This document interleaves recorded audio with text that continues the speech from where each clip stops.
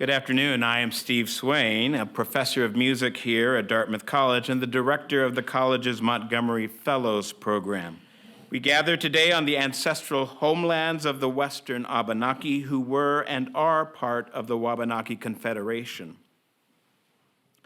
The Montgomery Fellows Program brings exceptional people to an exceptional place. That exceptional place, of course, is Dartmouth College. But it also is the Montgomery House on Ockham Pond, which was purchased in 1977 through the generosity of Kenneth Montgomery, class of 1925, and his wife, Harl. Our fellow today, the college's 263rd resident fellow, comes to share with us his life and wisdom. The invitation to today's fellow, Dartmouth class of 1982, went out on May 9, 2019, as part of the college's 250th birthday celebration. In October of that year, I sent him an agreement letter spelling out that he would be with us for the entire fall term of 2020. You all know the rest. Before that, though, he had come and spoken to my first-year writing students as we looked at the intersections of music, neuroscience, and ethics. So I have known David for some time. But my connections with him do not go back as far as those of Luke J. Chang. Luke is an associate professor of psychology and brain sciences here at Dartmouth. He also runs the college's computational social affective neuroscience laboratory. I've asked Luke to introduce David to you. Please welcome Luke.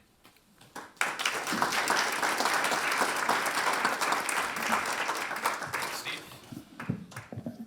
All right. So it's an absolute honor to be able to do this introduction. I gotta admit, I'm a little nervous because I don't want to screw this up.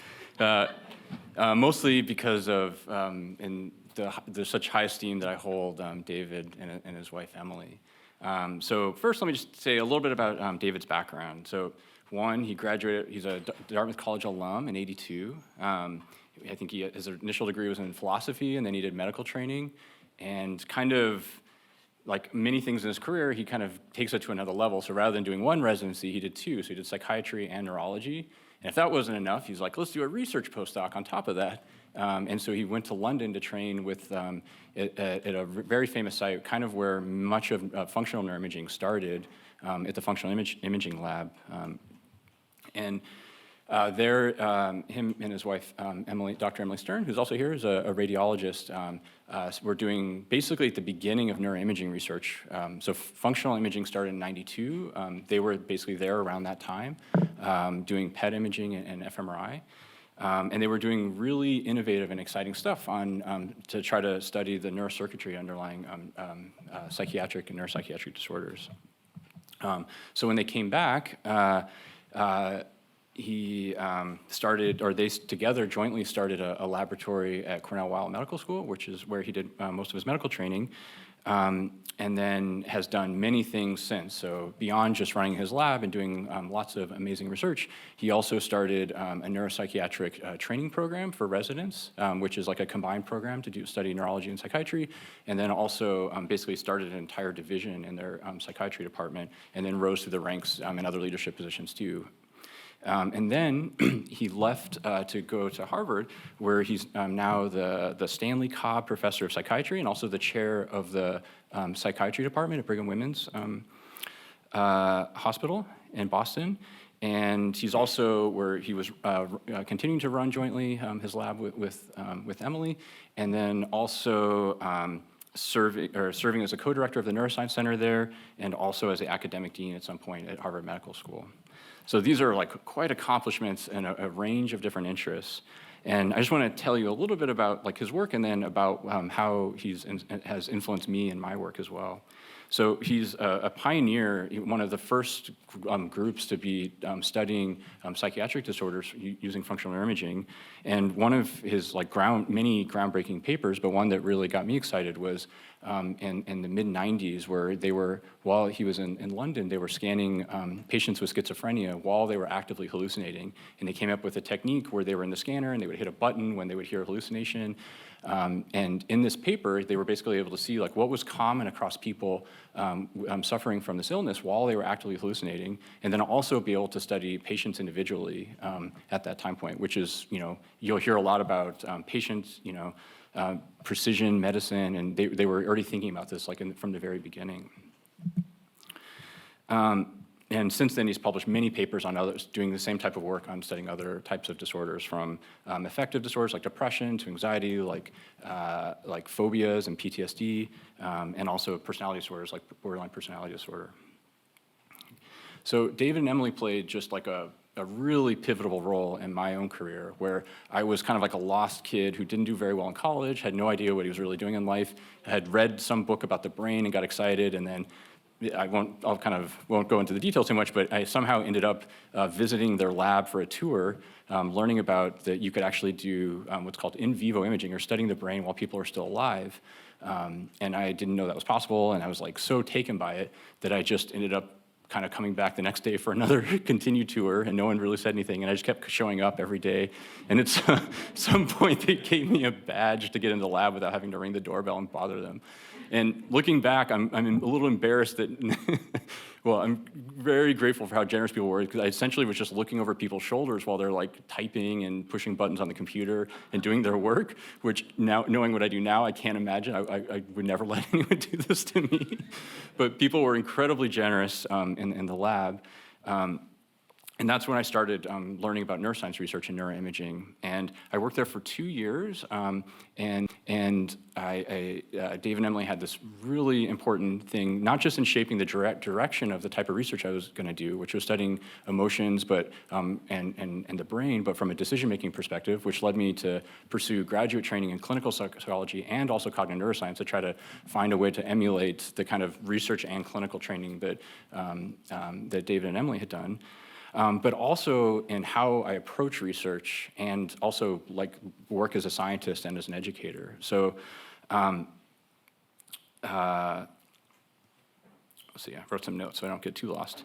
So first, David and Emily's lab, while they were doing this translational research, one thing that was really, I think, novel at the time, and I didn't know, for better or worse, but has really stuck with me and influenced me, was that the importance of developing new methods, and that being a key part. So you can't study things, without tools like a telescope or a microscope, but developing new imaging sequences and new statistical analyses, and even writing their own software that they did in their lab. I didn't know that wasn't normal, but it seemed really important, and it really influenced me. And that's something I've personally continued during my journey as well, writing software toolboxes to analyze data and opening up new ways to ask questions. And so it shouldn't just be the basic people and the translational people. You can kind of do all of them together, and that was really informative for me. And the second is that David and Emily are very passionate about education. So not just taking this like complete disaster who just wandered into their lab off the streets like me, but he basically allowed, and Emily allowed this to happen for high school students and college students, and they had all types of interns, graduate students and postdocs, and even junior faculty working in the lab. And beyond that, they also had started a summer school, which is where I started learning about neuroanatomy and all these other things, and it inspired me later to start my own summer school here at Dartmouth as well. And then the last part, I think that this is really aspirational. I don't want to say I've ever even come close to emulating this, but David and Emily are incredibly generous and operate their basically careers and lives with this incredible amount of like integrity and humility and generosity. And that might be, just helping with resources and helping people. It might be in, ideas and sharing and spreading all of that, or training, all these different things. But it also includes like mentorship. And one thing I didn't understand, I see maybe one or so people that work in my lab here, but when you take on a graduate student, you don't really realize that you're kind of signing up for like a lifelong mentorship thing. If I'd known that ahead of time, I might have thought differently.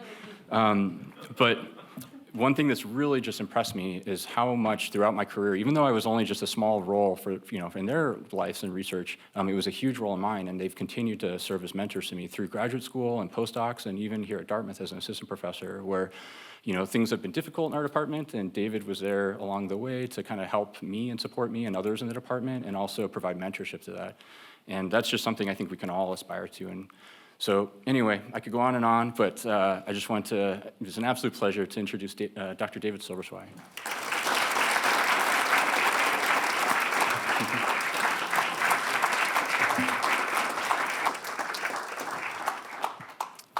Can you hear me all right? First of all, Steve, thank you so very much. You have created, together with Ellen, an extraordinary experience for me. To be able to come back here full circle 40 years later, is that what it is? And I guess compared to 2020, when I was supposed to be here, my beard is a little bit more salt than pepper. But it was worth the wait, because now does seem like the right time. I'm teaching a class, have phenomenal students, and to be on this campus, to be together with sort of my Dartmouth mates, if you will, is something that is really meaningful, really special, and deeply, deeply appreciated. So thank you, Steve. Thank you, Ellen, very, very much. Luke, I can't thank you enough. And of course, Luke, if anybody who knows him, is himself like extraordinarily humble, right?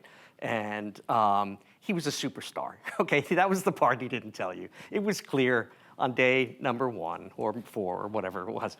But and you know, it wasn't long before he wasn't looking over people's shoulders, but in fact, we were relying upon him for the psychophysics. Because we wanted to develop really rigorous probes, and we'll talk about that, and you know, neuropsychological ways of pushing and pulling the brain that were quantitative and so forth. And early on, Luke's talent, as well as his extraordinary sort of personhood, and brilliance was really clear. So to be able to see him now here, having just gotten tenure in this department. And I want to thank Brad, who has helped me to come here, and others, is again, just something that is so incredible.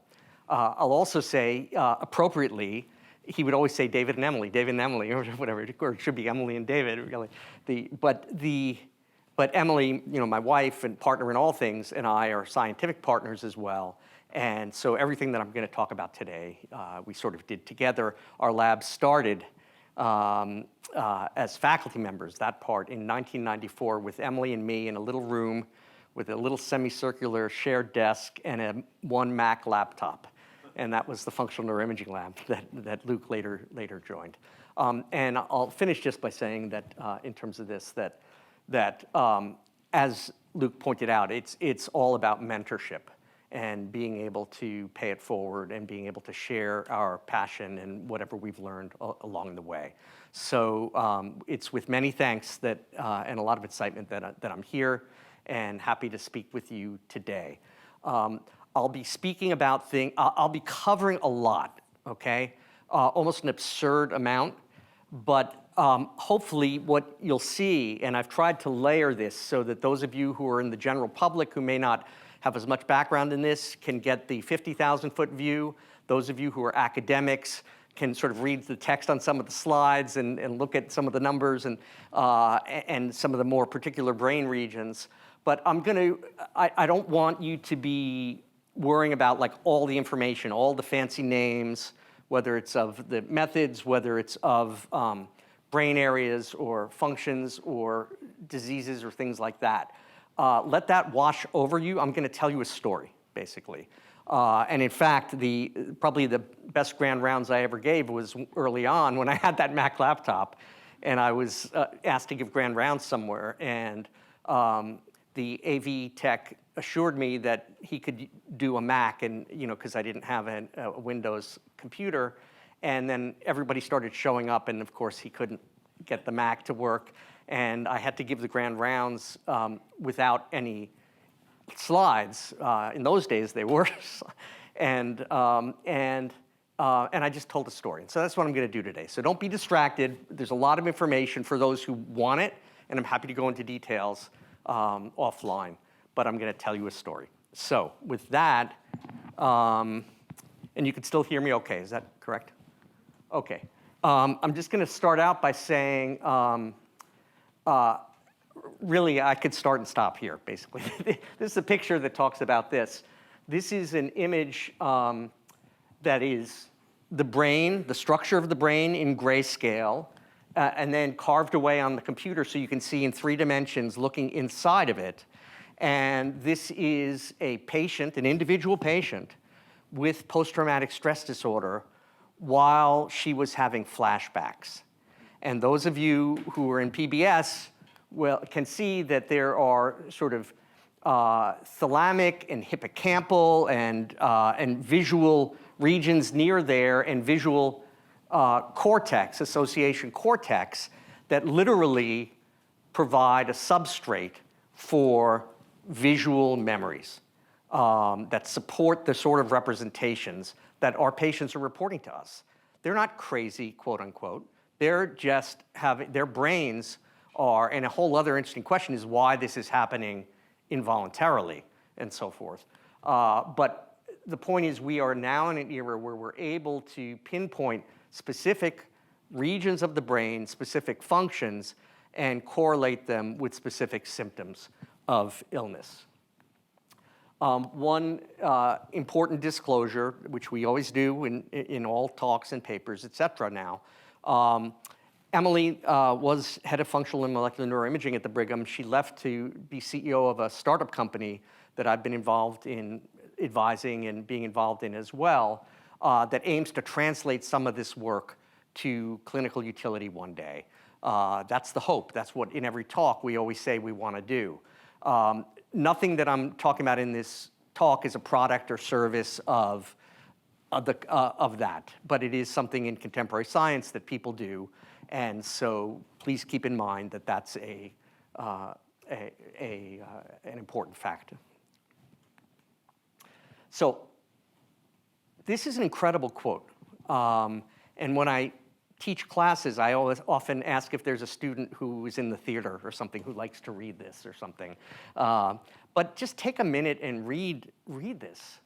And men ought to know that from nothing else but thence, from the brain, come joys, delights, laughter, and sports, and sorrows and griefs, despondency and lamentations.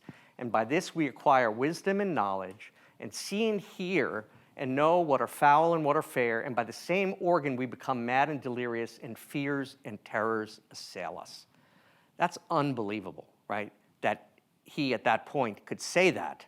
Other people were, for many hundreds and hundreds and hundreds of years after that, thinking there was no connection between the brain and the mind, or it was in the bile, or the heart, and all of these other sorts of things. And you know, I guess if you look at people before and after head trauma, when they hit their head and their behavior and thinking changes, maybe you start to realize that that's different than busting your elbow, which may cause a lot of pain but doesn't cause you to change in those ways. So there's something special about what's going on between the ears as far as these things are concerned. So I just want to spend a minute on this, right? These are sort of public figures that, and again, don't worry about each line. I'm not going to spend, right? But let this wash over you. Every family is affected, okay? It's ridiculous that mental illness still has a stigma. I think the younger generation does a lot better in terms of understanding that it should be no different if you have depression than if you have asthma. If you have asthma, nobody blames you for wheezing and tells you to snap out of it and that it's your fault, right? Why do we do that? And we'll talk a little bit more about that. What are these misunderstandings, and how can this sort of era that we're in now help us to understand better what's going on? And of course, you know, 1 out of every 4 or 5 people, you then add alcohol and addictions, you're up to almost 1 out of 3 plus. You then add medical illness, which many people as they age have, let alone neurologic illness, and now you're talking about up to 3/4 of people or something. So we're very busy.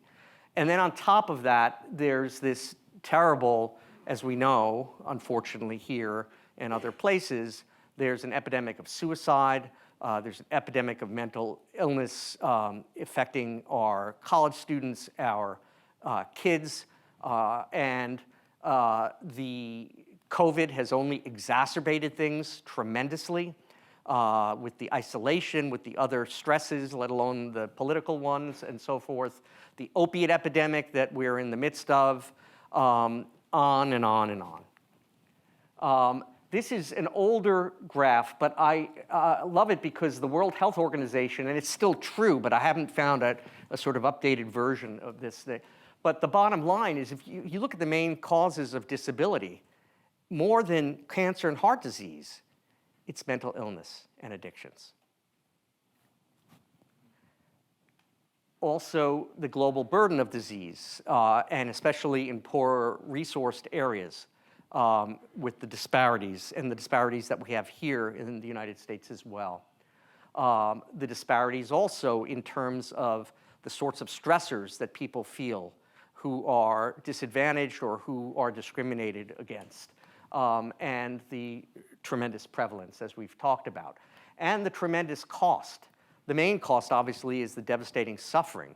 And the reason why it's so poignant is because unlike busting your elbow or even a serious illness somewhere else in your body, it's affecting your ability to think, your ability to feel, how you feel about yourself, how you relate to other people. And so these are profound drivers of all sorts of costs, of course, with incarceration, unfortunately, and lost productivity and medical care and on and on. So what has been the obstacle to treating mental illness or studying it in a way that would be similar to the way we look at any other medical illness or study it? Well, a few different things. One is just the sheer complexity of mental life and behavior, right? The heart is an amazing pump. It's a pump. The brain gives you consciousness. You know, how do you get from here to there, right? The fact that many of the things that people suffer with are subjective. How do you get your handle on that rigorously, scientifically? There's no visible brain lesion. In neurologic disorders, there's a stroke or a tumor or an infection, something you can see in this part of the brain, in this part of the brain, that's referable to this or that paralysis or symptom that a person's having. And the whole thing about psychiatric disease is, at least grossly, you can't see that. And the brain looks normal for all intents and purposes. The whole revolution of what I'm about to tell you is that with the techniques that we have now, you can uncover where the problem is and more of what it is. And that's really been the transformation. But to date, there's just descriptive classification. Patients have a few of these symptoms, a few of these parts of a syndrome, and they're labeled as X or Y. But there's tremendous heterogeneity and imprecision there, although it works for many, many things exceedingly well. And but there's not any biological test yet. For everything else, you suspect breast cancer, you do scans, you do blood tests, you look at the genes, you look at the hormone levels. That tells you where and what the problem is in that particular patient. And then you can go after that mechanistically. What I'm about to tell you is nothing less than our trying to help lay a foundation for doing that in psychiatry, basically. And then there's this residual dualism and stigma. This notion, this is Descartes, the thought that the pineal gland was the seat of the soul. And at least, though, he tried to think of where and how it might be connected, as opposed to other sorts of theories or whatever. But the point is that we need to get to a new place. So how are we going to do that? Well, there are many ways to do that. I'll tell you how we and our colleagues have been doing that. And it's a whole big field now that's really burgeoned since those days when it was PET scans and not fMRI scans or anything like that. As Luke said, I'm a psychiatrist and a neurologist. I couldn't decide because I wanted to see both sides of the elephant. And I felt like I couldn't do one or the other because I always wanted to try to integrate and understand it in an integrated fashion. And so I trained in both clinically, and then along came, at that point it was PET before fMRI, and the opportunity to go to London, and essentially it seemed to me that this was going to be something that literally would and figuratively illuminate the interface of these two fields, where the Venn diagram can or should overlap. Why is it that historically these are separated? Why are there two different departments? All of these questions that we can get into.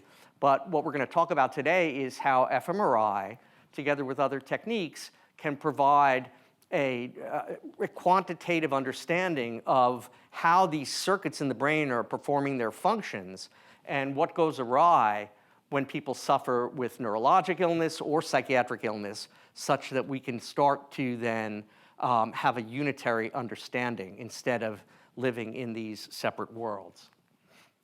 To do that, we do what's called systems-level neuroscience, large-scale distributed neural networks, okay?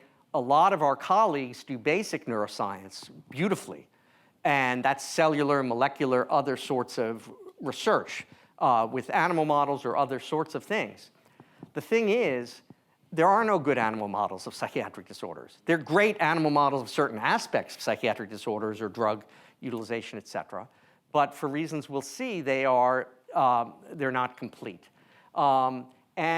If you look post-mortem after someone dies, it's not when the action is. You've sort of missed the boat, right? So the ability to look in vivo when a person's living non-invasively, right, at what's going on in the brain without having to inject anything, no less, we'll talk about that, is really the transformation.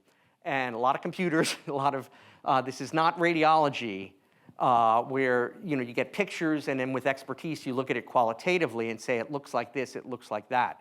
This is taking thousands of images in very precise conditions, in very precise ways, and then using lots of steps of image processing and statistical analyses, which are mathematically and computationally intensive, in order to then derive the measurements and test hypotheses or come to conclusions. And so the pictures that I'm going to show you are really pretty, but the colored blobs really represent not even direct changes in level of activity, but the degree of statistical significance of those changes when you're comparing two different states or two different populations or something like this.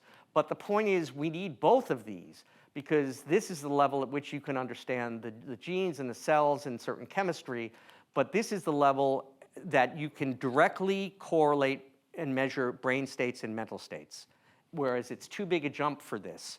But this also provides an intermediate, what we call an intermediate or endophenotype, to be able to help specify and advance this science in the same way that this science can help inform our science. And we've done that a lot. We've worked a lot with basic neuroscientists. So how does this work? This is going to be like a super quick, like ridiculously simplified version. But essentially, the huge donut, you've all seen MRI machines or something like that at this point. And you need superconductors and liquid helium and nitrogen and everything else like that. And basically, you put the person in a magnet, and we're mostly water. Water is mostly protons. Protons, when they're in a strong magnetic field, line up and spin a certain way.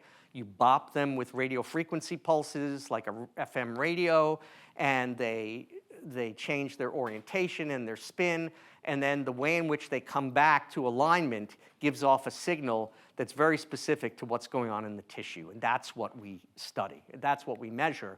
And essentially, without having to inject anything, the difference between the resting and the activated state when neurons need more blood flow and oxygenation and to take away metabolites and things like that. I'll leave it at that for now. But I do want to say that this is one of many techniques using either positron emission tomography, which is using small doses of radiotracer, or other forms of MRI. And essentially, you can push and pull so that essentially you can turn, one of the early classic experiments was Ken Kwong. He turned lights on, a flashing checkerboard for 60 seconds, turned it off for 60 seconds, on for 60 seconds, and then if you look at the signal in the visual cortex at the back of the brain, with some lag and some dispersion, it goes on, it turns off, it goes on, it turns off. That was miraculous, right? Because you can track in real time, with a certain amount of precision, the things going on and off in the brain. And essentially, what we do is do this for the whole brain, correct for multiple comparisons, do a whole bunch of stuff, and then come up with these maps after many, many steps of the image processing and analysis, as I mentioned. So before I dive into the research, what are the areas where already this is being used with clinical utility? It's really mostly in neurology and neurosurgery. In neurosurgery, if someone has a brain tumor and a neurosurgeon is going to go to take the brain tumor out, you want to take as much of the brain tumor as possible, but you don't want to go near areas that would leave the person paralyzed or unable to speak. So if you can have a way of mapping where the speech areas are and where the motor areas are or where the memory areas are in that person, then you give the surgeon a roadmap of places to avoid if possible. And that's being used right now.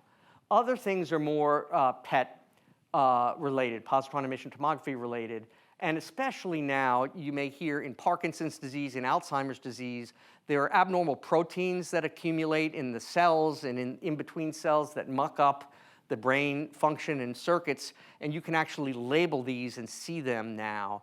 And the hope is that that can provide earlier forms of diagnosis and the like. You can even see in epilepsy, when a person's having deep seizures that you can't see on a surface electroencephalogram, you can see deep in the brain and see where there's abnormal activity or connectivity. So this is sort of a paradigm. Luke will recognize some of this stuff. We had an NIMH center grant with Joe Ledoux and Bruce McEwen and John Morrison, some names that some of you may recognize. These people are like pioneers in the field of basic neuroscience of behavior in key brain areas involved in emotion and so forth. And basically, they were doing the animal experiments, like pairing shocks and tones or in certain cages, et cetera, and then looking at the cells very specifically. We were doing the human science in healthy people, seeing where threat and fear were in the brain. Obviously, other labs, amazing labs, were working on this as well. And then we can take this model and then start to look in humans and test the hypothesis that, for instance, that an evolutionarily conserved fear response or inappropriate threat response might be part of what's going on in post-traumatic stress disorder, where a person had a tremendous stress and where their threat system, as we'll see, is hyperactive or reactive. I love to show this slide and put it together from two different diagrams that together tell a story. And if I were in class, I would ask the students to tell me what they think why I put these two pictures together. I'm not going to take time now with that. But I will say this is sort of the brain looked at as if it's sliced down the middle here and you're looking at the inside. Don't worry about any of that. But for those of you who know, you'll see that these are limbic areas and paralimbic areas that are this ring of tissue deep in the brain.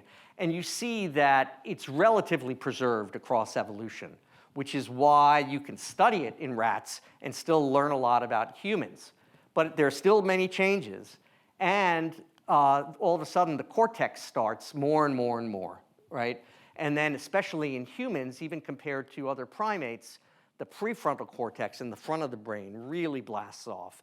And so in a way, we as Homo sapiens are this weird, wonderful combination of a preserved, primitive, although modified, primitive processing and higher order, more newly evolved processing. And that's why when you talk about depression, you have to take into account both changes in sex drive, in sleep and appetite, very basal, primal things, all the way to an existential crisis and feelings of hopelessness that are supported by, obviously, higher order cortices. And it's this combination that makes us so fascinating as organisms, if you will, as people, but also that we have to figure out and work with. So a lot of our work, and we've studied many different disorders, it's not because we're all over the place, although you could say, but it's because we want to piece together the Venn diagram and understand all these circuits are abnormal in one way or another in a lot of different diseases. So the issue really becomes, how are they specifically abnormal in this disorder, or in this subtype of or subgroup of this disorder, or in this particular person who's suffering with this particular syndrome or symptom. So now, again, I'm going to be like, for those of you who are scientists, et cetera, or neurologists, I see Alex Aukus here. He was my senior neurology resident when I was a junior neurology resident. We were a good team, and it's so great to see you, Alex. But these are a simplified but not untrue way of doing some big grouping in ways that I think will help tell our story, okay, and in ways that the field is sort of thinking about. We'll talk about sort of threat detection and defense systems in the brain, withdrawal, response, aversion, right, very evolutionarily important.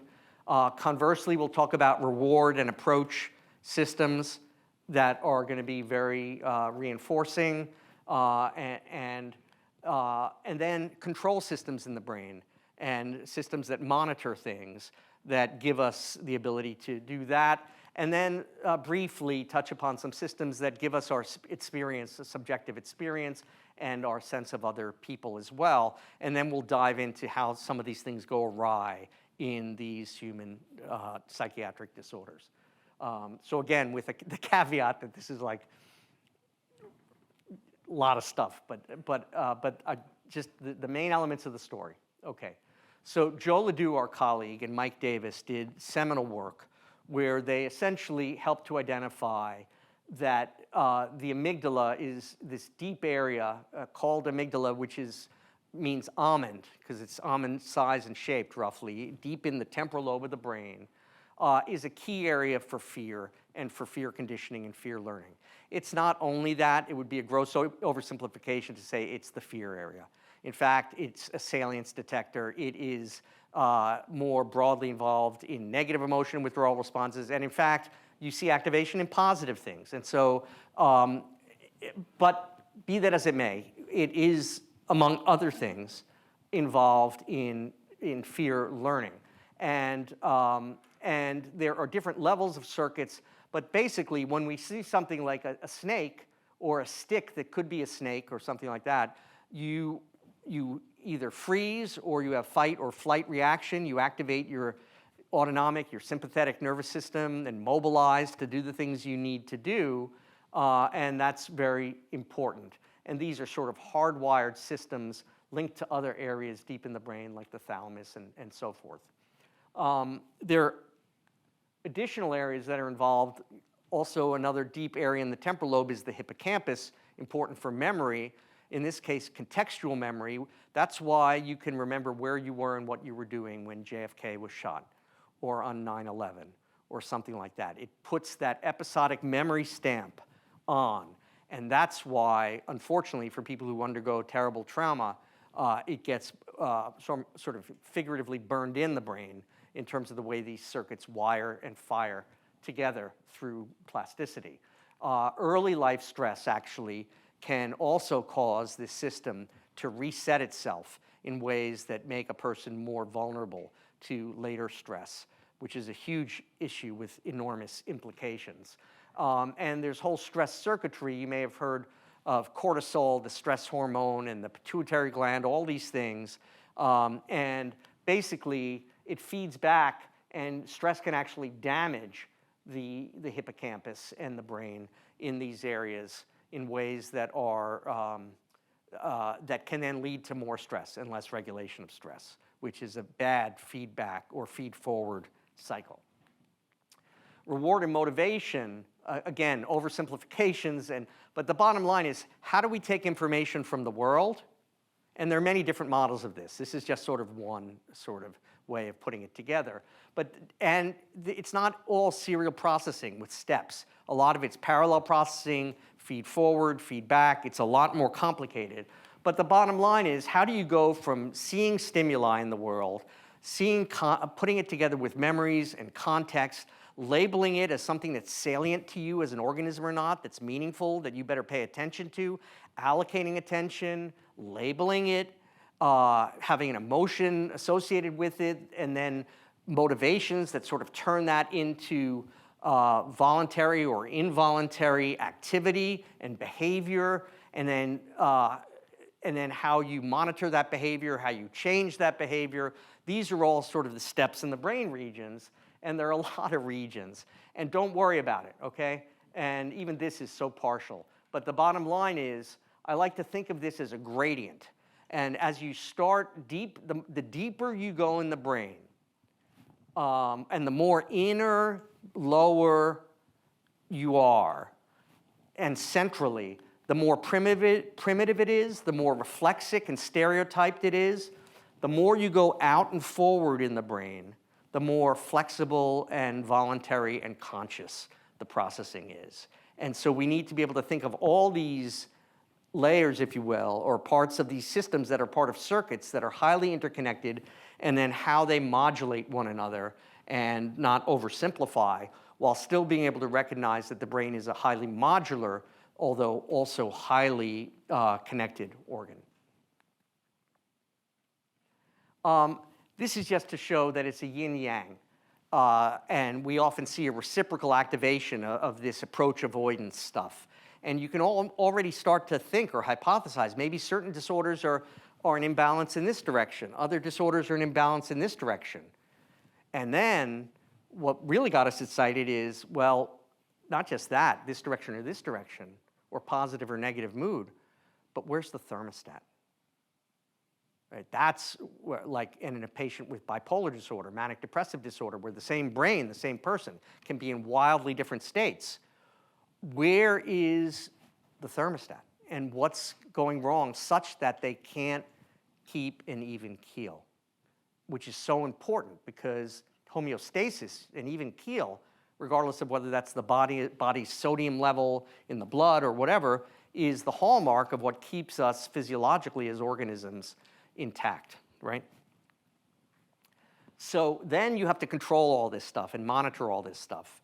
And again, you know, I'm really scratching the surface, no pun intended here, but basically a whole bunch of prefrontal areas in the brain, each of which does other sorts of stuff. And when you then look at these different areas, what we call orbitofrontal, medial prefrontal, lateral prefrontal, et cetera, rostral prefrontal, each of these involved in different sorts of things, and we'll talk about some of these along the way. But basically, you know, evaluation of stimuli with changes, contingencies, reward or punishment, and social, emotional, behavioral regulation, volitional activity, and where attention meets action selection and a whole bunch of things like that. And then sort of keeping things online in your brain, what we call working memory, holding things in your mind so you can work on them. And then the farthest regions prefrontally, which are involved in more abstract, higher order, recently evolved functions. And then issues around self. I'm not going to get into this as well, but there are regions of the brain that are involved in different aspects of self. Your interoception, how you feel in your body, and then exteroception, et cetera, and your autobiographical self having to do with memory, and things like that. And then things that have to do with higher order representations of experience. And then awareness of others. There are systems of the brain that are involved with how we interact with other human beings, how we understand or interpret somebody else's behavior or their intentions. And people with autism have difficulties with these sorts of things, and they can't do that because these circuits are not working properly. Okay, so are you with me so far? Is that okay? So we've done a quick tour of lots of things. Now we're going to dive into the imaging more. One of the things about imaging in the past decade is sort of an explosion of what are called resting state connectivity imaging sorts of approaches. And basically, like a car, the brain idles at rest. And a good mechanic can tell by the sound of the car sometimes, you know, when it's idling, what the problem is or whatever. Turns out that the resting state of the brain tells you a lot, And we're never really resting. Our brain is never really turned off. And awake, asleep, REM sleep, et cetera. But when we are in certain brain states, when we're not engaged with the outside world, when we're not thinking about or solving an external problem, but we're sort of daydreaming, we're ready for attention from the outside world, that's sort of the resting state and what's called the default mode of the brain. And there's certain brain areas, and there are great stories here. Marcus Rakel and Mike Fox, who's now in our department, who really were involved in some classic early experiments in terms of parts of and circuits of the brain that work together, that oscillate together in time to perform these functions. And then when you want to pay attention to things and work on problems, there are other systems that kick in and that toggle in. And then when things are salient to you, emotional, there are other systems. Some of these regions that we talked about before, and we'll come back to. Okay, this is a study that Luke was talking about, where we did a whole bunch of methods development and validation for 2 years before we could do this. And other people have subsequently studied this beautifully, et cetera, and fleshed out things. But basically, this was a demonstration that, so basically, this is a brain from 3 views, from the side, from the back, from the bottom, of a patient who we had, who was a 26-year-old man who described with schizophrenia, had never been medicated. This was in England, where he didn't have to be medicated if he didn't want to be, et cetera. And essentially, we asked him to press a button whenever he heard the voices. He also saw things. He saw decapitated heads rolling and colors dripping, and he heard the voices speaking to him. Really horrible suffering. And to make a long story short, superimposed upon this are areas that were involved with his pressing the button. For those of you who may recognize, this is on the motor strip or motor and premotor areas. But basically, what I want to draw your attention to are some of these areas here, this area here for people who, slicing through the brain. These are auditory language areas of the brain, okay? But no one was speaking to him. It was silent. These areas are visual association areas of the brain that have to do with objects, and then some more specific regions, if you cut deep, having to do with faces and colors and motion, which is exactly what he was describing. These areas, there are other areas involved in memory, in the button press, and we have other controls for that, and in emotion and salience, and conscious experience, attention, but then you have to start to disentangle that with other experiments, and in areas that decreased, which I won't go into. But the point is, he wasn't crazy. He was just telling us what his brain was telling him. If our brain was stimulated, and I'll get to that in a moment, we would be hearing things, et cetera. And indeed, Penfield, a very famous neurosurgeon, did classic experiments where in patients with intractable epilepsy, who then needed to have surgery, he stuck electrodes into different parts of the brain and recorded what the patient said when he stimulated in each of the electrodes. And lo and behold, familiar voice, familiar voice, familiar voice, et cetera, voices, music, et cetera. So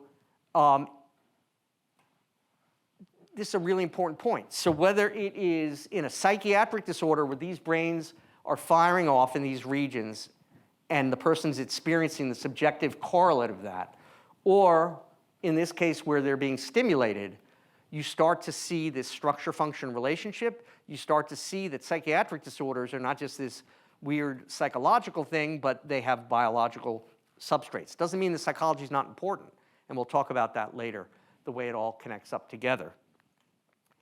Did another experiment trying to understand paranoid delusions in schizophrenia and abnormalities of this threat detection system. And to make a long story short, among other abnormalities, patients who have paranoid delusions, who think people are after them, spying on them or something, their threat system is inappropriately activated. And furthermore, they will respond with a threat-like profile neurally, even when the stimulus is neutral. And so their brain is biased towards threat and will label something that you or I would think is benign as threatening, and then act accordingly. Again, can you blame them, right? To close the loop again, and this is sort of an important point. If you then take a, quote, neurologic disorder like temporal lobe epilepsy, where parts of the temporal lobe are hyperactive, certain patients can get psychotic, and you can see that in them. So what's the lesson here that I teach? It is whether the brain is the brain, right? The mind is the mind. And whether you have damage or overstimulation or abnormal connections between certain areas that perform certain functions, whether it's a neurologic disease causing it or whether it's a psychiatric disease causing it, that may be neurochemical, that may be genetic, that may be developmental, et cetera. If you have disruption of those circuits and regions and functions of the brain, you're going to have those symptoms. In the same way that if you have a lesion here in neurology, Dr. Aukus, if you have a lesion in your precentral gyrus, what are you going to get? Double brain. Yeah. And so there. Precentral? Precentral. Trouble moving. Trouble moving. And what kind of trouble moving will you get? Contralateral. Contralateral. And what kind of paralysis will it be? Fine motor. Yep, exactly. Right? It doesn't matter. And I can only say that because he's a master neurologist and taught me everything I know in neurology. Imagine us when we both had more hair on the at 2 in the morning with 50 patients to take care of at night. So at any rate, it doesn't matter whether it's a stroke or tumor or an abscess. It really does. You'll treat them differently, and they'll present somewhat differently. But if you knock out this region of the brain, you're going to get this sort of paralysis. And the point is that psychiatric disorders should be conceived of as no different. Okay? It's just more complex in a certain way and dealing with different sorts of functions: emotion, behavior, thought. And obviously, we're not there yet. This is still tons that we don't understand. Major depression is not just feeling sad. In addition to negative emotion, it is failure of the positive. People who are depressed, and we call this anhedonia, don't have interest. Sometimes a terrible symptom is not having interest or pleasure in things, whether it is food or going to the movies or being with friends or something like that. And so we did an experiment early on looking at positive, negative, neutral stimuli. And to make a long story short, areas in the basal ganglia involve positive emotions and reward, and are hypoactive, in this case in depression. And then to round the circle again, in Parkinson's disease, for those patients with Parkinson's, a, quote, neurologic disorder, who have depression, and you look at their dopamine in their brain and regions, and guess what? These same regions come up as being associated with lack of interest or pleasure. And so, once again, it's this convergent story that transcends the distinction between neurologic and psychiatric and starts to talk about the human brain mind in health and disease, and being able to, at least on the circuit level, start to have some understanding of that. For those of you who, the scientists in the room, this is graph theory and some really cool advanced analytics that I'm excited to show Luke. But basically, in depression with anhedonia, if you essentially major depressed patients compared to healthy subjects, in positive words, specifically, the nucleus accumbens is offline. Its connectivity is not ascertainable. And so that we can start now to really ask questions like that, make observations like that, has implications in terms of what kind of drugs, what kind of stimulation, et cetera, one might want to do. One other quick example from depression is you might hear and again, don't worry about all of this, but the story behind it is when people are depressed, they see the world through blue-colored glasses, right? Everything is through the depressed lens. And this was an experiment where we did certain tasks that involved emotion, sensory motor, language, vision, and things like that, and did something called principal component analysis and sorted out circuits of the brain that did or did not interact with each other or correlate with each other.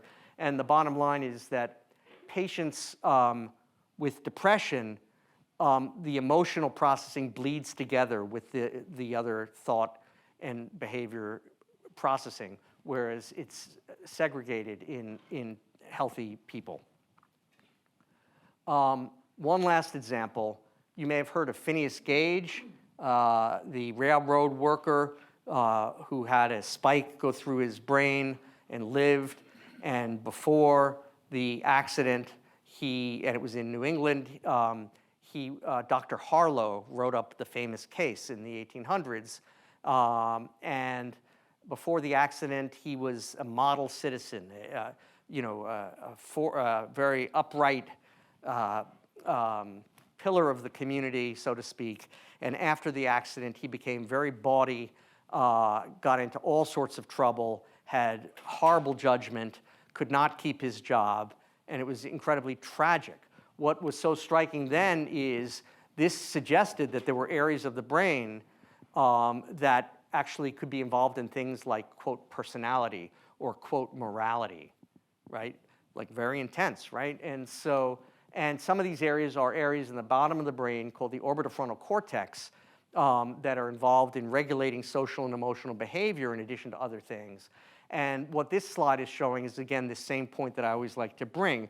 Whether it's Phineas Gage, although there were other regions here, whether it's with traumatic brain injury, injuring that area, head trauma, whether it's a vascular malformation in that area, whether it's bipolar disorder in the manic state when people are impulsive, or whether it's borderline personality disorder, a kind of disorder where people, among other things, are impulsive, and we developed a certain experiment to look at the interaction of being able to inhibit yourself when you're in a negative emotional state. It all keeps pointing to this region and its connected regions. And so we can start to think about things. Again, it's the connectivity that's going to be important, as we'll see, but by including things like personality, moral behavior, and things like that. You can even start to look at things like volition and agency, gets into free will. I wish we had time. That's for the students in my class in room 150. I'll finish up by just saying that Shan Siddiqui, a brilliant young person who I recruited, has actually, whether it's with brain lesions or with brain stimulation, et cetera, has identified connectivity maps in the brain that are associated with depression. Furthermore, you can scan an individual patient and target in them exactly where to stimulate in their brain. And I'll tell you more about that in a second. That's going to help them with their symptom of depression rather than the next patient with their symptom of depression. Types of brain stimulation. Now I'm going to give you a quick tour of some of the improved therapeutic armamentarium that we have now in psychiatry. It's a long way from the old days, but basically, once we understand where in the brain things are going awry, how these regions are not connecting with each other or whatever, we can stimulate. We can stimulate with electrical currents, just very, very non-invasively, something called transcranial direct current or alternating current stimulation. We can do something called transcranial magnetic stimulation, where we deliver magnetic pulses over the brain and modulate the circuitry, and we're a main center for that. We can do something called deep brain stimulation, where we work with the neurosurgeons who implant electrodes into very specific regions of the brain to modulate the circuitry once we can understand with the imaging what has gone awry. And we eventually want to get to the point of sort of brain-computer interface with artificial intelligence and feedback to be able to tune the thermostat, basically. And then something that we have at the Brigham that very few places have called focused ultrasound, which is a cool new technique where you can non-invasively go deep in the brain to stimulate or to do neurosurgery. It's not just all the stimulation techniques. We can use imaging with pharmacology, with medications like antidepressants, and ascertain and even start to predict, although you need to have independent samples and a whole bunch of experimental design and larger numbers, what particular pattern is going to predict who's going to respond to medication A versus medication B. No longer will we give a pill and cross our fingers and hope it kicks in 4 to 6 weeks, but you can then start to be more precise based upon, and there's other ways of being precise based upon the chemistry. This is in terms of the circuitry. So you have stimulation, invasive and non-invasive, you have medication. This is, for the scientists in the group, very cool, where it turns out that unlike what we were taught in medical school, the brain can change memories, and memories are mutable and, when they're called up. And you can do things and use medications, in this case propranolol, at specific times to block the way in which these memories are relayed down, et cetera. And some early work is suggesting that you can actually block a traumatic memory. So if a person has PTSD, you can strip off the negative emotional part, but still you don't want to make them amnestic for what happened, which may be deeply meaningful in their life. But you can strip off that terrible tinge of the emotion that goes along with the suffering there. The ketamine now, you may be aware of that either as an anesthetic or a street drug or something like this. Turns out that in certain patients with refractory depression that doesn't respond to other things or who are acutely suicidal, we can give an infusion of this in the emergency room, and it can decrease suicidality on the spot, which is a game changer in a subset of patients. And there are now imaging studies of the changes in the connectivity that are associated with how this works so that we can improve the technique and develop drugs that have fewer side effects, of which this does have, et cetera. Psychedelics, psilocybin, and so forth. You may have heard or in the paper or something, and there's some very good evidence. You know, a lot of things happened in the 60s and so forth, and it all went underground, but now things are really scientifically being very rigorously and carefully ethically done. And in certain patients who suffer with, we're doing a trial for addictions, and people are using it for refractory depression or end of life, palliative care, very interesting. And it turns out that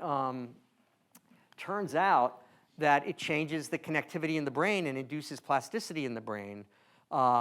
And in ways, obviously, you have to be careful, et cetera. But the point is that it, among other things, it can decrease connectivity within network in the brain and increase connectivity across networks in the brain, which is wild, and which sort of makes sense when you think about what psychedelics do. Importantly, though, it activates certain molecules and growth factors that may be important in changing the connectivity of the brain. So there's all the pharmacology stuff then. Then there's psychotherapy, right?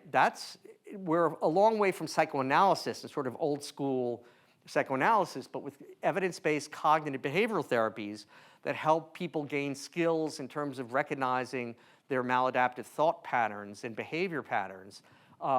This is a patient who, before and after cognitive behavioral therapy, sliced through the brain this way. And among other things, in schizophrenia no less, with paranoid delusions, and after cognitive behavioral therapy, was able to engage some key areas in anterior cingulate and dorsolateral prefrontal cortex, these executive top-down modulating control regions, and turn off these fear regions in the brain. That's psychotherapy, no drug, no stimulation, but it's external stimulation. So the era where psychology and neurobiology are separate is over. It's just as important to learn how we modulate the brain by the mind, and as vice versa, right? So it's not just nature or nurture or whatever. And in fact, you can look at cortisol changes. You can predict that. I'm not going to get into that. But this is wild. Real-time fMRI neurofeedback. You put a person in the scanner, image their brain, lots of computing power, you crunch the numbers, you feed their own brain images back to them in real time in a simple way that shows the balance between two big networks, this default network and a control network, and you have them learn in ways that they don't even understand or can't verbalize how to increase the activity of their control network and decrease the activity of the default network, change that ratio.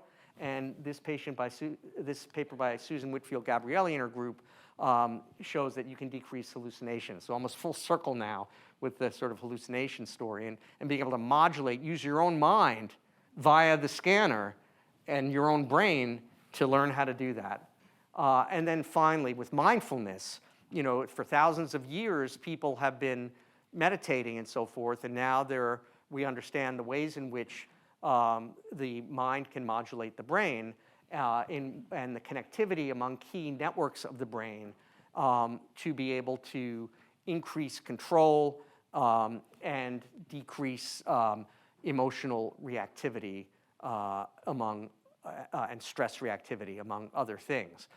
So it comes sort of full circle, and I want to end with the fact that it's not all the negative, right? It's about resilience, not just stress. We all have stress. So, and we have a biology of resilience, not just a biology of fear and stress. What is the biology of positive emotion? What's the biology of being able to overcome things? And there's a lot of work now being done in this area of how our brain and our mind can adapt to stress. And again, people do imaging experiments. The details are not important here. But this is going to be the next sort of set of techniques to not only ameliorate the negative, but to work with the mind to enhance the brain, to enhance the mind itself. So, oh my gosh, I have to end with this for those of you. This is, you know, getting into some things like hierarchical clustering analysis and a lot of, you know, fancy analyses that we can do. And Luke, I'm happy to show you that even in a few subjects, your eyes can tell you these are the areas of the brain and their connectivity.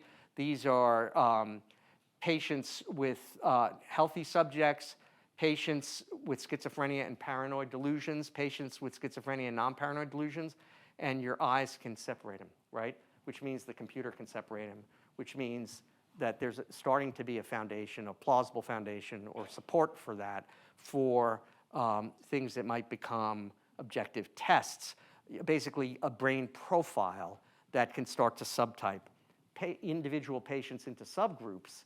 And we have fancy ways of doing all this, of quantifying all of this with all sorts of graph theory, we have machine learning and AI to do classifiers, all of these, things, and to pinpoint where in the brain, what's driving it, and therefore where to go to do something about it, or what you want to measure to follow to develop new drugs or new treatments, et cetera. So we have a brain, right? We exist in space-time. We perceive, we think, we have emotions, we act unconsciously, consciously, involuntarily, voluntarily, interacting with a bunch of other systems in the brain, our autonomic system, our endocrine system, our immune system, et cetera. And we're now starting to be able to tease that apart more in health and disease with these tools. So the convergent principle that I hope I've hit you over the head with enough is, and this is sort of a bit more technical, but it's that perceptual, thinking, emotional, behavioral, social, and control functions and interactions can be localized and characterized in the context of brain circuits, basically, and connections, which can be impacted by a range of different diseases or experiences, et cetera, resulting in specific clinical medical presentations and symptoms that can be seen holistically and rigorously across boundaries of neurology and psychiatry.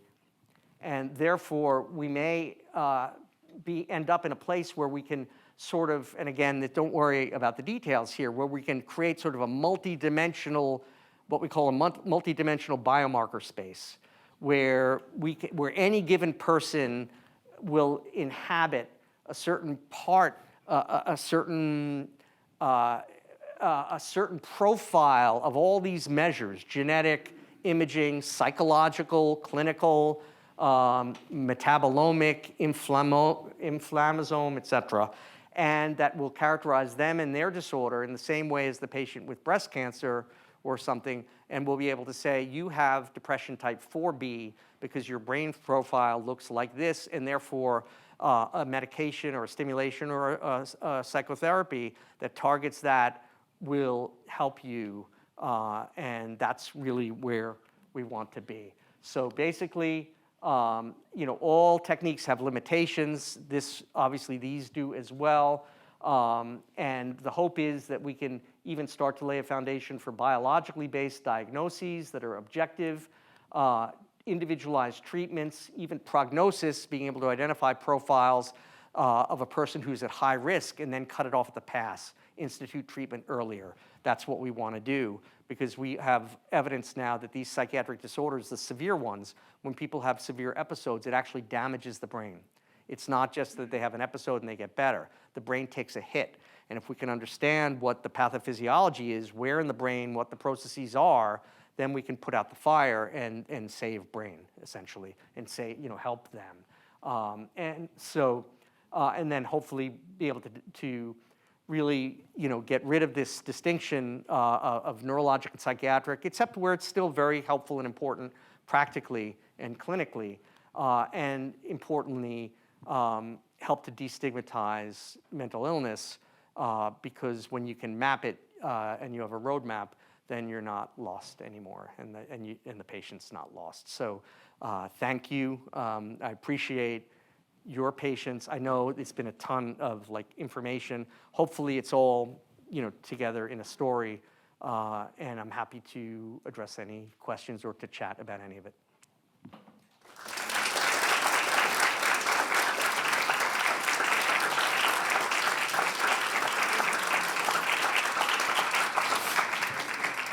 Well, David, that was amazing. Margaret, there's a microphone over there. I don't know if you'd be willing to grab it, and there's an on switch there. I'm taking away designer mind goodies. That's what I kind of summarize your talk. And this is time for questions. So you just raised your hand. I just wanted to know, are there any clinicians Hold the microphone toward you. oh, sorry, at our medical center here who have begun to do this work Yes. with patients? Yes. There are Paul Holtzheimer in the Department of Psychiatry does work with brain stimulation, really nice work, for instance. And so there's a lot of different kind of work that I described, but there are people doing it, some of it anyway. Raise your hand. We'll come to you. Really interesting talk. Before coming here to Dartmouth, I was doing a lot of work with refugees and Native American populations, and I'm curious if you've begun to note subclinical disorders like intergenerational trauma or complicated grief. Absolutely. These are hugely important. A whole aspect of psychiatry right now is cross-cultural psychiatry. There's also a huge movement in terms of diversity and understanding different cultural representations of mental states, healthy and unhealthy mental states, manifestations, trauma, intergenerational trauma, specific sorts of things. And we and others are working in that context. And it's important when one has samples to be able to represent and to look in different samples and to make sure that the things that we develop can be distributed equitably, and that's one of the important things for sure. If you were a doctor and had a 19-year-old son with 2 years of bipolar disorder under his belt, where would you go for help to apply the latest technologies to get him some alleviation and a better outcome? I would go to a leading academic medical center, of which you have one here as well, and a specialist in mood disorders, and possibly even someone who has specialization in bipolar disorder. We have that in our department. There are folks here But I'm a big advocate of expertise, especially if there's a complex situation and it's a matter of figuring out the diagnosis, managing it, et cetera. These are treatable disorders. There are a lot of things we can't treat fully, and we manage together with the patients. And also we use medications, or not. I mean, we don't use them if they're not needed, but we use them together with different forms of support in psychotherapy and other things. Specifically, I'm speaking of latest theories in medication management and how to apply what you're talking about specifically to an individual. Yeah, what I would say is I'm happy to speak later if you want. We do that kind of thing in our department, for instance, if the person's at Harvard. Yeah. I'm sorry. I think there's a question, Margaret, down here. Could you wait for the microphone? Oh, I'm sorry. Hi there. Regarding the slide, I think it was Gabrielli. Yeah. Is it possible to go back to that? Yeah, for sure. Could you just explain that a little bit? How the patient is actually interacting? Yeah. So basically, the patient lies in the scanner, okay? And they're just resting, okay, relaxing, if you will. They're viewing a screen, okay? What's projected on that screen? What's projected on that screen, and you may be familiar with biofeedback, like for your blood pressure or a skin, arousal response or something like that. So essentially what they did, which is brilliant, is they made a very simple thing, like a dot that goes up and down, or a fire that goes up or calms down or whatever. Very visual feedback, and what the patient is instructed to do is make the dot go down. They don't know what they're doing, what their brain is doing, but what makes the dot go up or down is the balance between the activity and connectivity in the default mode network, this sort of network involved with inner thoughts and stuff, and between that network and the balance within and between that network and a control network. And so it's the ratio of that. And essentially, what they're trying to do when you try to get the dot to go where you want it to go, or whatever the feedback is, it will go there when you've achieved a mental and brain state that maximizes that ratio in the direction that corrects the aberration in the symptom. So it's pretty wild. Does that make sense, what I'm saying? Yeah, but I guess I'm trying to just think of some specific... Here comes a microphone again. Sorry, some specific individual that was very specific, behaviors going on. And let's take a 26-year-old person with schizophrenia. How are they able to relate their hallucinations that are going on? They don't have to. What's really interesting is that, among other things, subsequent work in hallucinations has shown that there's an imbalance between these two networks in the brain. And all the patient is asked to do, it's none of that fancy stuff, that's all opaque to them. They're just asked to move the dot, to figure out a way with their concentration or relaxation or whatever to get the dot to go where they need it to go. But it will only go there when that ratio starts to normalize. And hence, they learn to train their brain or get it into a state that ameliorates their symptoms. They measure that. Wow. That is amazing. There's a question right back here, Margaret. Hi, I think my question's related to this too. So I can imagine how someone might, or how you might stimulate certain areas of the brain. But I wonder, how does it happen in psychotherapy? Could you be a little bit more specific about kind of how that might happen? Sure. A few different things. So one thing is psychotherapy very often is linguistically mediated, right? And there are language areas of the brain, and it depends on the type of psychotherapy, right? One type of psychotherapy involves sort of making things that a person's not aware of amenable to awareness through language and labeling or things like that. And those areas of the brain become engaged. Another thing is just the therapeutic interaction between the therapist and the person, the body language and those sort of what we call paralinguistic and social things. And we talked about social areas of the brain. In cognitive behavioral therapy, where you learn very specifically to control certain kinds of thoughts, the areas of the brain that are involved in controlling, monitoring your own thoughts and modulating them, things that we would call reappraisal and things like that, come online. And the areas of the brain that are involved, the lower areas that are more emotionally reactive, start to quiet down because of the connectivity and the inhibition coming from those higher areas. So those are some of the things. Then there's these other sort of neat things involving memory reconsolidation and things like that that get fancy, but that at least there are theoretical reasons why that can work as well. But the bottom line is we're in an era where, and in fact, some of the most exciting work now has to do with how the environment and experience and the mind changes the brain, and vice versa. And so that's so it's not just reductionism. We're not just taking away, the magic, if you will, and ignoring the psychological. We're linking up more and more precisely the psychological with the biological, and then figuring out how to understand and characterize those interactions, and how to improve them to ameliorate suffering of different sorts. As a layperson, this is very fascinating, and I think I'm getting the concept of your work. I find it very fascinating. I guess part of the question I have is around the ethics about this, especially near the end of your presentation, talking about how we're learning how we can change things in the brain to affect a disorder.